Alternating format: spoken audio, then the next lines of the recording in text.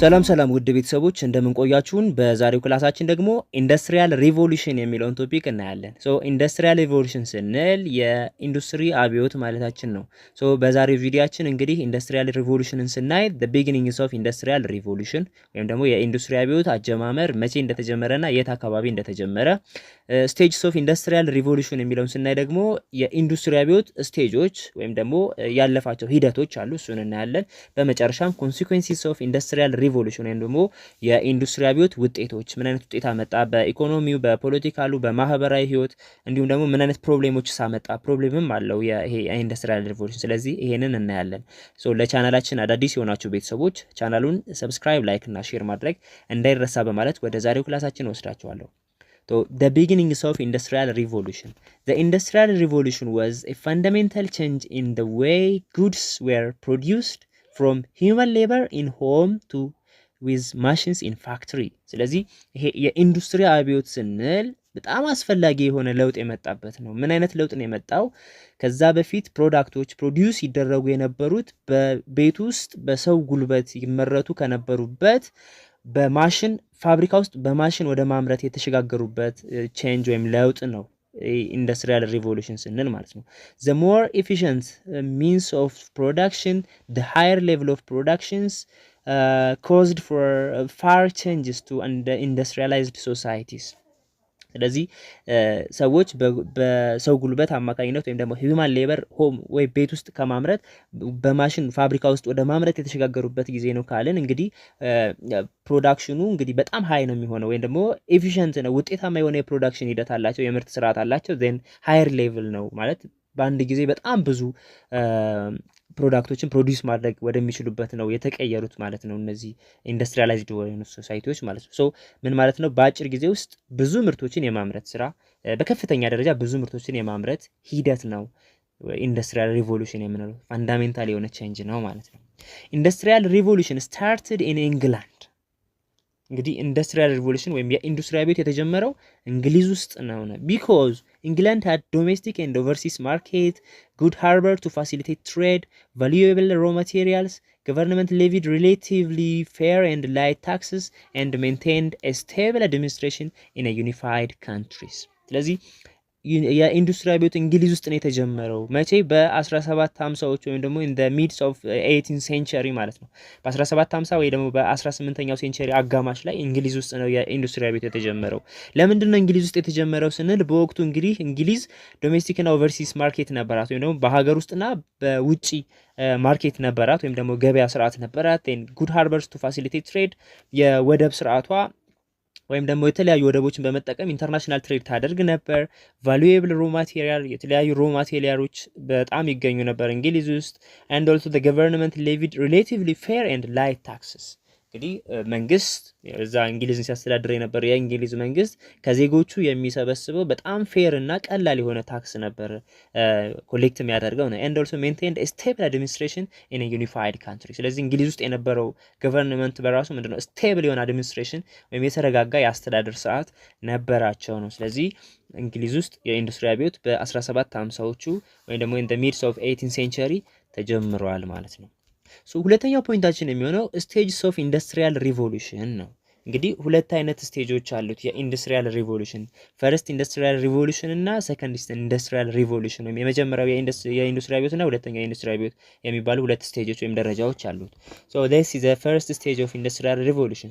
The first industrial revolution from 1750s up to 1870s. ስለዚህ የመጀመሪያው ወይም ፈርስት ኢንዱስትሪያል ሪቮሉሽን የምንለው ከ1750 እስከ 1870 ያለውን ነው። the first phase of industrial revolution consisted of the invention of the first complex machine, the buildings of the first factories, the development of steam as a source of power and its application to manufacturing and transportation, the expansion of the outputs of basic materials like coal, iron, steel, and the introduction of new method of transportation and communication. ስለዚህ ፈርስት ኢንዱስትሪያል ሪቮሉሽን ወይም ደግሞ የመጀመሪያው የኢንዱስትሪ አብዮት ስንል ከ1750 እስከ 1870 የተካሄደ ነው። ሶ በዚህ ጊዜ ውስጥ ኢንዱስትሪያል ሪቮሉሽን ወይም ፈርስት ኢንዱስትሪያል ሪቮሉሽን ምንን ያካተተ ነበር?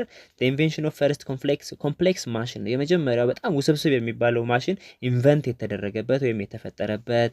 ዘ ቢልዲንግ ኦፍ ዘ ፈርስት ፋክቶሪስ፣ የመጀመሪያው ፋብሪካ ወይም ፋክቶሪ ቢውልድ የተደረገበት የተገነባበት፣ ይሄ ማለት ቴክስታይል ፋክቶሪስ እንግሊዝ ውስጥ የተመሰረተው ማለት ነው። the development of steam as a source of power፣ እንግዲህ እንደ ኃይል ምንጭነት እንደ ሶርስ ኦፍ ፓወር እንግዲህ ስቲም ወይም ደግሞ እንፋሎትን ዲቨሎፕ ያደረጉበት ነው የፈርስት ኢንዱስትሪያል ሪቮሉሽን የምንለው። and also its application of manufacturing and transportation። ስለዚህ ይሄ ስቲም ኢንጂን ወይም ደግሞ የሶርስ ኦፍ ፓወር ስቲም ኢንጂን ይጠቀሙ ነበር ወይም እንፋሎትን ይጠቀሙ ነበር። ይሄ እንፋሎትን የሚጠቀሙትና አፕላይ የሚያደርጉት የት ነበር? ኢን ዘ ማኑፋክቸሪንግ ኤንድ ኢን ትራንስፖርቴሽን ኤሪያ ማለት ነው። በትራንስፖርትና በተለያዩ በማኑፋክቸሪንግ ምርት በሚያመርቱበት ሂደት ላይ ስቲም ኢንጂንን እንደ ሶርስ ኦፍ ፓወር ይጠቀሙ ነበር ፈርስት ኢንዱስትሪያል ሪቮሉሽን ላይ ማለት ነው። ኤንድ ኦልሶ ዘ ኤክስፓንሽን ኦፍ ዘ አውትፑት ኦፍ ቤዚክ ማቴሪያልስ ላይክ ኮል አይረን ኤንድ ስቲል፣ ይሄ ማለት ዘ ዲቨሎፕመንት ኦፍ ኮል አይረን ኤንድ ስቲል ፕሮዳክሽን የተመሰረተበት የተጀመረበት ዲቨሎፕ የሆነበት ነው። ይሄ ማለት ኮል፣ የድንጋይ ከሰል፣ አይረን፣ ስቲል የምንላቸው ብረታ ብረቶች ጭምር የነሱ ፕሮዳክሽን ዲቨሎፕ የሆነበት ወይም ኤክስፓንድ የሆነበት ስቴጅ ነው ፈርስት ኢንዱስትሪያል ሪቮሉሽን የምንለው። ኤንድ ኦልሶ ዘ ኢንትሮዳክሽን ኦፍ ኒው ሜተድ ኦፍ ትራንስፖርቴሽን ኤንድ ኮሚኒኬሽን። ስለዚህ በትራንስፖርቴሽን እና በኮሚኒኬሽን አዲስ የሆነ ሜተድ ኢንትሮዲውስ የተደረገበት ወይም ደግሞ ወደ ስራ የገባበት ስቴጅ ነው the first industrial revolution፣ የመጀመሪያው የኢንዱስትሪ አብዮት የምንለው። ይሄ ማለት ከ1750 እስከ 1870 እንግሊዝ ውስጥ ነው የተጀመረው ብለናል 1750 ላይ።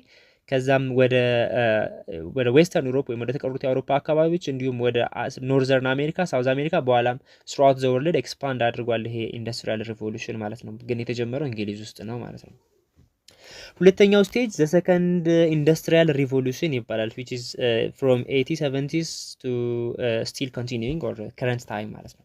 ስለዚህ ከ1870 ጀምሮ አሁን እስካለንበት ጊዜ ነው ወደፊትም እስከሚቀጥለው ጊዜ ድረስ ደግሞ ሰከንድ ኢንዱስትሪያል ሪቮሉሽን ይባላል ማለት ነው። አሁንም እየቀጠለ ያለውን ጨምሮ ማለት ነው ከ1870 ጀምሮ። in the second industrial revolution inventions came in greater number and brought even more extensive change in industry and in society። ስለዚህ ይሄኛው ኢንዱስትሪያል ሪቮሉሽን ደግሞ በጣም በከፍተኛ ሁኔታ የተለያዩ የፈጠራ ስራዎች የተስፋፉበት ወይም ደግሞ ያየንበት ጊዜ ነው። በጣም ኤክስቴንሲቭ የሆነ በጣም ኃይለኛ ከፍተኛ የሆነ ለውጥ በተለይ በኢንዱስትሪ በማህበረሰቡን ጭምር ከፍተኛ ለውጥ ያመጣ የኢንዱስትሪያል ሪቮሉሽን ጊዜ ነው ሰከንድ ኢንዱስትሪያል ሪቮሉሽን የምንለው ማለት ነው ከ1870ዎቹ ጀምሮ ያለው። This phase is still continuing by consisting of the use of new source of power, electricity, petroleum, atomic energy, which in turn makes possible new industries, the invention of the newer and faster means of transportation and communication such as the airplane and radio, and as the placing of space vehicles in orbit around the Earth on the flats into the solar system። ስለዚህ ይሄ ሁለተኛው ኢንዱስትሪያል ሪቮሉሽን እንግዲህ መጀመሪያ ላይ እንደ ሶርስ ኦፍ ፓወር የሚጠቀሙት ምንድን ነበር? ስቲም ኢንጂንን ነበረ። ሁለተኛው ላይ ወይም እዚህኛው ሰከንድ ኢንዱስትሪያል ሪቮሉሽን ላይ ግን እንደ ሶርስ ኦፍ ፓወር የሚጠቀሙት ምንድን ነበር? ኤሌክትሪሲቲ መጠቀም ጀመሩ። ምክንያቱም ግሬት ኢንቬንሽን ነበር፣ በጣም ከፍተኛ የፈጠራ ዘመን ወይም ብዙ ሁኔታዎች ብዙ ነገሮች የተፈጠሩበት ስቴጅ ነው ኢንዱስትሪያል ሪቮሉሽን ሰከንድ ላይ ያለው ማለት ነው። ስለዚህ እንደ ሶርስ ኦፍ ኢነርጂ የሚጠቀሙት እንደ ሶርስ የሚጠቀሙት ኤሌክትሪሲቲ መጠቀም ጀመሩ። ኤንድን ፔትሮሊየምን፣ አቶሚክ ኢነርጂ፣ እነዚህ ሶርስ ኦፍ ኢነርጂ ወይ እንደ ሶርስ ኦፍ ኢነርጂ መጠቀም ጀመሩ ማለት ነው። በምን አካባቢ ነው እነዚህን ጠቀሙ? በኢንዱስትሪ፣ በትራንስፖርቴሽን፣ በኮሚኒኬሽን ዘርፍ ላይ እነዚህን እንደ ሶርስ ኦፍ ኢነርጂ መጠቀም ጀመሩ ማለት ነው ሰከንድ ስቴጅ ኦፍ ኢንዱስትሪያል ሪቮሉሽን። ኤንድ ኦልሶ እንግዲህ በኮሚኒኬሽን በትራንስፖርቴሽን ስንል በጣም አዳዲስ የሆኑ በጣም ፈጣን አዳዲስ ወቅታዊ ወይም ደግሞ በጣም ሌተስት የሚባሉ ሚንስ ኦፍ ትራንስፖርቴሽን ኢንቨንት መደረግ ጀመሩ። ፎር ኤግዛምፕል ኤርፕሌን the fastest and then latest mode of transport የሚባለው በጣም ፈጣን በጣም ዘመናዊ የቅርብ ጊዜ ስሪት የሆነው አውሮፕላን ኢንቨንት ተደረገ ከሰከንድ ስቴጅ ኦፍ ኢንዱስትሪያል ሪቮሉሽን ላይ ማለት ነው። and also radio for communication purpose ሬዲዮ ኢንቨንት ተደረገ። the placing of space vehicles in orbit around the earth ስለዚህ የተለያዩ ስፔስ ላይ የሚወጡ ሳተላይቶችን ፕሌስ ማድረግ ተጀመረ ማለት ፎር ኮሚኒኬሽን ፐርፐዝ ኤንድ ኦን ፍላይት አውት ኢንቱ ዘ ሶላር ሲስተም ማንካይንድ ሃዝ ኢንተርድ ዘ ስፔስ ኤጅ። ስለዚህ በሶላር ሲስተም ላይ የተለያዩ ፍላይቶች ወይም ደግሞ የተለያዩ ወደ ሶላር ሲስተም ወይም ደግሞ ወደ ስፔስ የሚደረጉ የተለያዩ ሳተላይቶችን የማምጠቅ ነው። ፎር ኮሚኒኬሽን ሊሆን ይችላል፣ እዛ አካባቢ ያለውን ነገር ስካን ለማድረግ ለማጥናት ጭምር እንደዚህ አይነት ሂደቶች ወደ ስፔስ ላይ የሚደረጉ ጉዞዎች ተጀመሩ ማለት ነው። ሶ ማንካይንድ ሃዝ ኢንተርድ ዘ ስፔስ ኤጅ። ስለዚህ ወደ ስፔስ የሚደረጉ በረራዎች ወይም ደግሞ ስፔስን የማጥናቱ ሂደትም በዚሁ በሰከንድ ስቴጅ ኦፍ ኢንዱስትሪያል ሪቮሉሽን ላይ እየተደረገ ነው ማለት ነው። the last point of this topic is consequences of industrial revolution። እንግዲህ consequences ስንል የኢንዱስትሪ አብዮት ያመጣቸው ውጤቶች ምንድናቸው ነው። እንግዲህ እነዚህ ውጤቶች በኢኮኖሚው ዘርፍ፣ በፖለቲካው፣ በማህበራዊ ጉዳዮች ላይ ያመጣቸው ለውጦች አሉ ወይም ውጤቶች አሉ። እንዲሁም የራሱ የሆነ የፈጠራቸው ፕሮብሌምስ ወይም ደግሞ ችግሮች ወይም ኢምፓክቶች አሉ፣ ኔጌቲቭ ኢምፓክቶች ማለት ነው። ሶ ኢኮኖሚክ ኮንሲኩዌንሲውን ስናይ ኤክስፓንሽን ኦፍ ወርልድ ትሬድ ነው። እንግዲህ ትሬድ ወይም ንግድ በጣም በከፍተኛ ሁኔታ ምርቶች ስለሚመረቱ ኢንዱስትሪያል ሪቮሉሽን በኋላ በማሽን ስለሚመረት ኤክስፓንሽን ኦፍ ትሬድ ሆነ። በዓለም አቀፍ ደረጃ ንግድ ምን ሆነ? ኤክስፓንድ አደረገ ወይም ደግሞ በጣም እየተስፋፋ መጣ ማለት ነው። ፋክተሪ ሲስተምስ ኦልሶ ወዝ ኤክስፓንድድ። ስለዚህ የምርት ስርዓቱ ወይም ደግሞ የፋብሪካ ወይም የፋክተሪ ሲስተሙ እንዲሁ ኤክስፓንድ ወይም እየተስፋፋ መጣ። ማስ ፕሮዳክሽን ኦፍ ጉድስ ዌር ማኒፋክቸርድ ኤንድ ኢንክሪዝ ስታንዳርድ ኦፍ ሊቪንግ። ፕሮዳክሽኑ ማስ ነው፣ በጣም ከፍተኛ ሁኔታ ነው። ፕሮዳክቶች ወይም ጉድሶች ምርቶች ወይም ደግሞ ሸቀጦች በጣም በከፍተኛ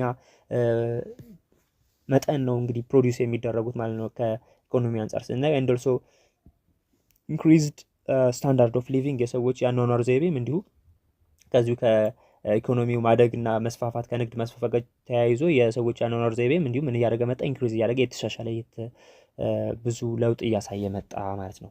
ፖለቲካል ኮንሲኩዌንሲን ስናይ ዲክላይን ኦፍ ላንድድ አሪስቶክራሲ። እንግዲህ ከዛ በተለይ ፊውዳሊዝም የሚባለው ስርዓት ወይም ደግሞ ይሄ ባላባታዊ ስርዓት ንጉሳዊ ስርዓቶች ምን እያደረጉ መጡ? ዲክላይን እያደረጉ መጡ ማለት ነው። ኤንድ ኦልሶ ግሮዝ ኤንድ ኤክስፓንሽን ኦፍ ዲሞክራሲ። ዲሞክራሲ የምንለው ፖለቲካል ሲስተም ወይም ሲስተም ኦፍ ገቨርንመንት በተቃራኒ ደግሞ ግሮ እያደረገ ኤክስፓንድ እያደረገ መጣ። ኤንድ ኦልሶ ኢንክሪዝ ፓወር ኦፍ ኢንዱስትሪያላይዝድ ኔሽን። የነዚህ የኢንዱስትሪያላይዝድ የሆኑ ወይም ደግሞ የበለጸጉ ሀገሮች ፓወር ምን እያደረገ እየጨመረ መጣ። ምክንያቱም ኢኮኖሚካሊ በጣም ሪች እየሆኑ ስለመጡ እነዚህ ሀገሮች ፓወራቸው እየጨመረ ኢንክሪዝ እያደረገ መጣ ነው። ናሽናሊዝም ኤንድ ኦልሶ ኢምፔሪያሊዝም ዌር ስቲሙሌትድ። እንግዲህ ናሽናሊዝም ብሔርተኝነት እየተስፋፋ መጣ። ኤንድ ኦልሶ ወይም ይሄ እንደዚህ አይነት ሀሳቦች ያቆጠቆጡ መጡ። ኢምፔሪያሊዝም ይሄ የቅኝ ግዛት ሀሳቦች እንዲሁ መነሳት ጀመሩ ማለት ነው። ምክንያቱም እነዚህ አውሮፓውያን ካንትሪዎች በተለይ ኢንዱስትሪያላይዝድ የሆኑት ኔሽኖች ምን ሆኑ? ኢኮኖሚካሊ በጣም ፈርጣማ ሆኑ። ፓወር አላቸው ወይም ፓወራቸው በጣም እየጨመረ መጣ። ስለዚህ ኢምፔሪያሊዝም ወይም ደግሞ ይሄ የቅኝ ግዛት ሀሳቦች መነሳት ጀመሩ። አፍሪካን ወደ መቀራመትም ሀሳብ ያመጣቸው ይሄው ነው።